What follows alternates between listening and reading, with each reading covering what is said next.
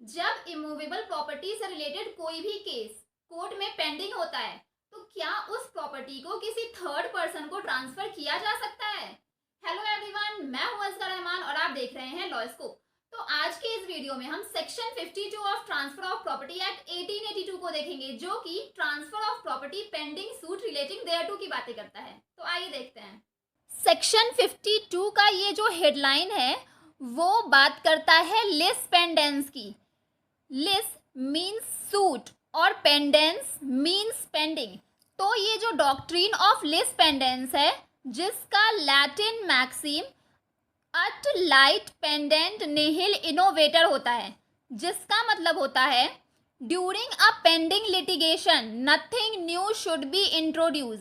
Means जब कोई भी सूट कोर्ट में पेंडिंग हो तो उस दौरान उस प्रॉपर्टी को हम किसी थर्ड पर्सन को ट्रांसफ़र नहीं कर सकते, उस प्रॉपर्टी को किसी अदर पर्सन को इंट्रोड्यूस नहीं कर सकते। जनरली ये वर्ड बोलता है no property may be transferred when a lawsuit relating to it is pending. कोई भी property, of course immovable property. Section 52 का अगर हम बेयर एक्ट लैंग्वेज देखें तो transfer of property pending suit relating thereto, किसी भी प्रॉपर्टी से रिलेटेड किसी कोर्ट में अगर कोई केस चल रहा है तो उस प्रॉपर्टी से रिलेटेड किसी भी तरह का ट्रांसफर नहीं होना चाहिए। सेक्शन 52 आगे बोलता है during the pendency in any court having authority within the limits of India excluding the state of Jammu and Kashmir और established beyond such limits by the central government of any suit or proceedings। Means जब किसी भी तरह का suit, immovable property से related case किसी court में pending हो तो अब वो कोर्ट कैसा होना चाहिए, वो कोर्ट या फिर इंडिया में हो या फिर इंडिया के बाहर हो, बट वो सेंट्रल गवर्नमेंट के द्वारा ऑथोराइज्ड होना चाहिए। और यहाँ पर ये जो लाइन है excluding the state of Jammu and Kashmir, इसे 2019 में रिपील कर दिया गया है। तो वो जो कोर्ट है वो जुरिस्डिक्शन के अंडर होना चाहिए। मीन्स जिस प्रॉपर्टी से रिलेटेड केस फाइल हुआ है, जिस एरिया में वो प्रॉपर्टी इस्टेब्लिश करती है, उसी एरिया के कोर्ट में केस फाइल होना चाहिए। मीन्स केस कोर्ट के जुरिस्डिक्शन के अंडर फाइल होना चाहिए। आगे जाकर यह सेक्शन बोलता है which is not collusive and in which any right to immovable property is directly and specifically in question, the property cannot be transferred or otherwise dealt with by any party to the suit or proceedings। means वो जो case file हुआ है जिस property से related, वो mala fide intention से file ना किया गया हो, वो गुड फेथ में फाइल किया गया हो। ऐसा नहीं है कि बी ने ए की प्रॉपर्टी के अगेंस्ट केस फाइल कर दिया ताकि ए अपनी ही प्रॉपर्टी को बेच ना सके, उस पर झूठा केस डाल दिया। तो ऐसा नहीं होना चाहिए, मैलाफाइड इंटेंशन से केस फाइल नहीं होना चाहिए।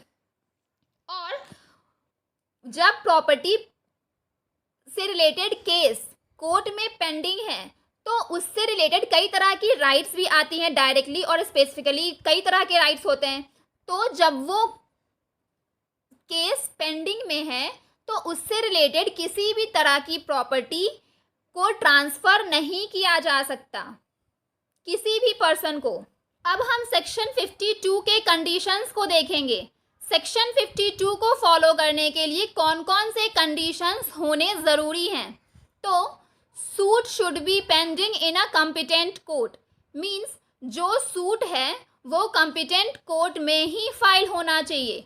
जिस एरिया का केस है उसी एरिया के कॉम्पिटेंट कोर्ट में ही केस फाइल होना चाहिए।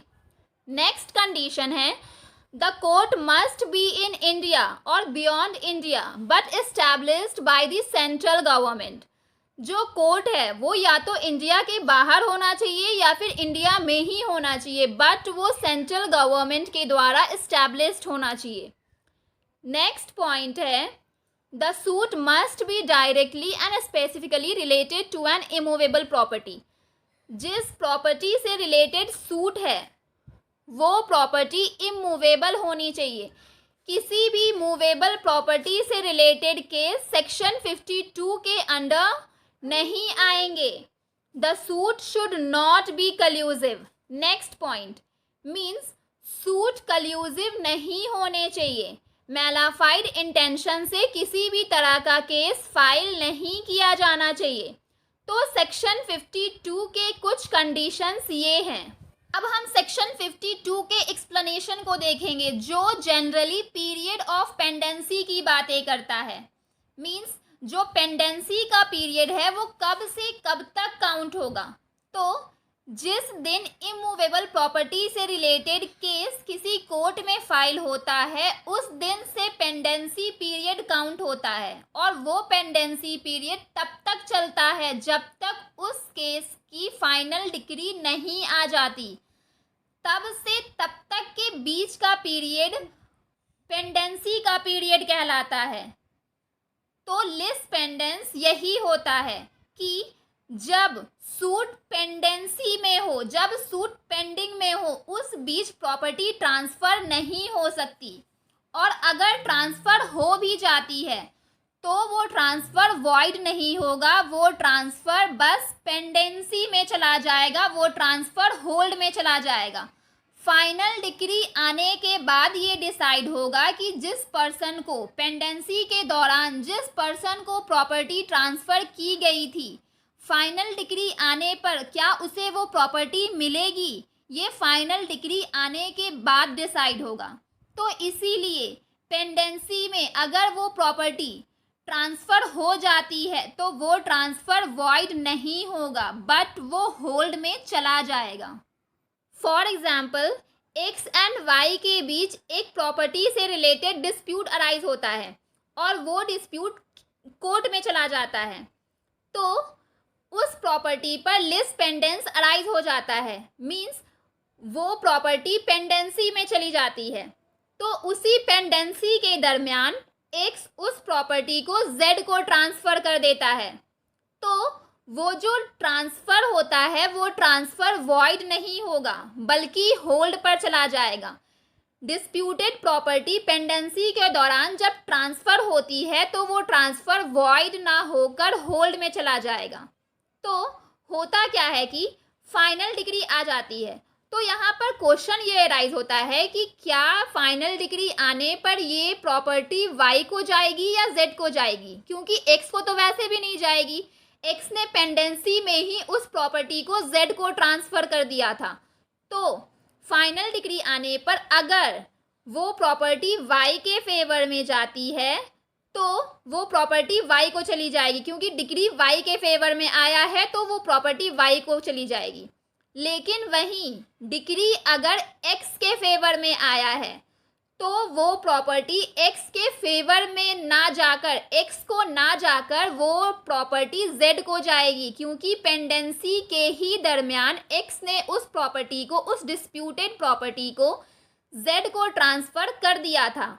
इसीलिए फाइनल डिग्री आने पर वो प्रॉपर्टी डायरेक्टली जेड को चली जाएगी अगर डिग्री एक्स के फेवर में आता है तो इस एग्जाम्पल से आपको ये समझ आ गया होगा कि पेंडेंसी के दौरान अगर प्रॉपर्टी, डिस्प्यूटेड प्रॉपर्टी ट्रांसफ़र हो जाती है तो वो ट्रांसफ़र वॉइड नहीं होता, ना ही ऑन दी टाइम ट्रांसफ़र होता है, बस वो ट्रांसफ़र होल्ड पर चला जाता है। फाइनल डिग्री आने पर ये डिसाइड होता है कि वो प्रॉपर्टी किसे ट्रांसफ़र होगी। एक नोट करने वाली बातें हैं कि पेंडेंसी के दौरान अगर कोई एक पार्टी किसी थर्ड पर्सन को डिस्प्यूटेड प्रॉपर्टी ट्रांसफ़र करती है बिना उसे ये बताए, बिना उसे ये नोटिस दिए कि वो जो प्रॉपर्टी ट्रांसफ़र कर रही है वो प्रॉपर्टी पेंडिंग में है, उस प्रॉपर्टी पर डिस्प्यूट अराइज हुआ है। अगर थर्ड पार्टी को इस बात की नोटिस नहीं है, इस बात की नॉलेज नहीं है, तो भी इसका इफेक्ट पेंडेंसी पर नहीं आएगा। थर्ड पार्टी को इस बात का कोई भी एडवांटेज नहीं मिलेगा, वो प्रॉपर्टी उसे उस टाइम ट्रांसफ़र नहीं होगी, भले ही थर्ड पार्टी की उस टाइम कोई गलती नहीं थी, उसके साथ फ्रॉड हुआ था, पार्टी ने उसे वो बातें नहीं बताई थी कि ये जो प्रॉपर्टी है ये कोर्ट में पेंडिंग है। ऐसा कोई भी नॉलेज थर्ड पार्टी को नहीं था। फिर भी वो जो प्रॉपर्टी है उसे तुरंत ट्रांसफर नहीं होगी। वो प्रॉपर्टी फाइनल डिक्री आने के बाद ही ये डिसाइड होगा कि वो प्रॉपर्टी थर्ड पार्टी को जाएगी या नहीं। तो लिस्ट पेंडेंस के केस में नोटिस का कोई रिक्वायरमेंट नहीं है। नोटिस दी गई हो या ना दी गई हो, इससे कोई मतलब नहीं है। लिस्ट पेंडेंस में नोटिस की कोई भी बातें ही नहीं की जाती। रिक्वायरमेंट ऑफ नोटिस से रिलेटेड एक एग्जाम्पल को हम देखेंगे। तो ए और बी के बीच एक इमूवेबल प्रॉपर्टी से रिलेटेड डिस्प्यूट अराइज हुआ और वो डिस्प्यूट कोर्ट में चला गया। तो वो जो प्रॉपर्टी है वो पेंडिंग में चली गई। उसी दरमियान जब प्रॉपर्टी पेंडेंसी में थी, उसी बीच ए ने उस डिस्प्यूटेड प्रॉपर्टी को सी को ट्रांसफर कर दिया।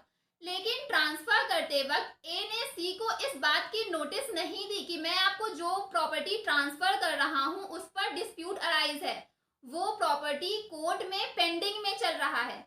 बिना ऐसा नॉलेज दिए ए ने सी को वो प्रॉपर्टी ट्रांसफर कर दी, तो वो प्रॉपर्टी इमीडिएटली ऑफ कोर्स सी को ट्रांसफर नहीं हो सकती, क्योंकि वो प्रॉपर्टी पेंडेंसी में थी। वो जो ट्रांसफर है वो होल्ड पर चला जाएगा।